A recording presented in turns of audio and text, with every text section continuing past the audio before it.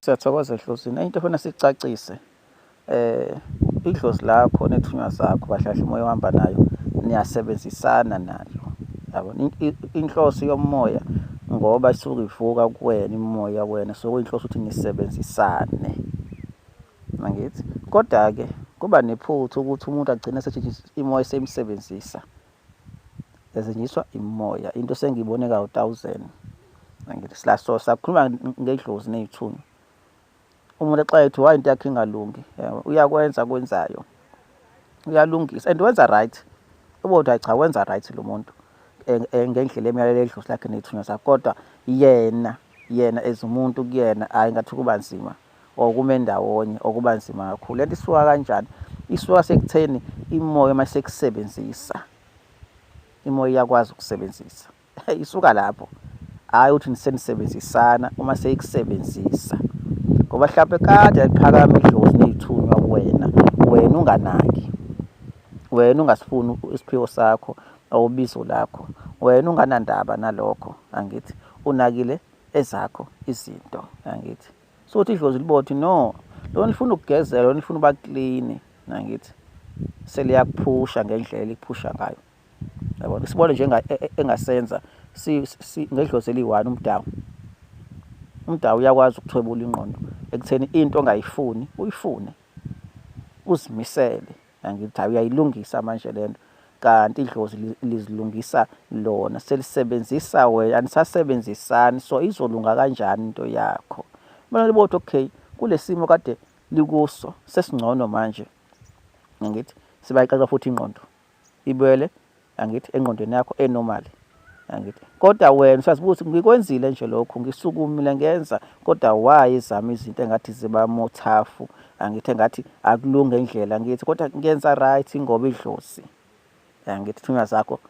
bayakusebenzisa anisebenzisane ngoba that time bona be-approach khona nisebenzisane wena ube nenkani kodwa bona bafuna ukuba clean kodwa bona bafuna ukuhlala kahle angithi so bakusebenzise-ke. Into sengiyibonile ka-1000 lento angithi umuntu aqala ubizo lakhe hafika lishiye phansi bengaqalanga bephushwe idlozi ngoba idlozi lifuna ukugezeka ngoba yena akusho akafuni ukugezeka yena akafuni ukuba right le mpilo ayiphilayo uyayithanda yena kodwa hleze ekhala ngedlozi angithi idlozi lama-exposed no ufuna ngendlela yakhe hhayi ngendlela esi-approach-e ngayo sobambisana naye angithi. So lento iyenzeka kakhulu ngiyibonile mina idlozi umuntu ligezeka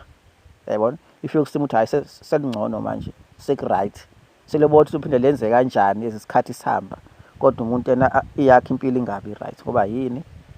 imoya fanele nisebenzisane nayo hhayi ukuthi ikusebenzise uma isekusebenzisa sokwenye into-ke leyo yayibona sokwenye into e-wrong kakhulu ngoba anytime ngakudampa anytime ngakushiya uma seqedile lokhu yona kade ifuna ukugezeka kuwona lokhu kade ifunele ibe ngcono iyakudampa ngithi phela lokhu iwenza isilima kube ngathi ikhona emaphuphweni angithi umthwebulo wakuthi umdawu uhamba nomthwebulo into ekhona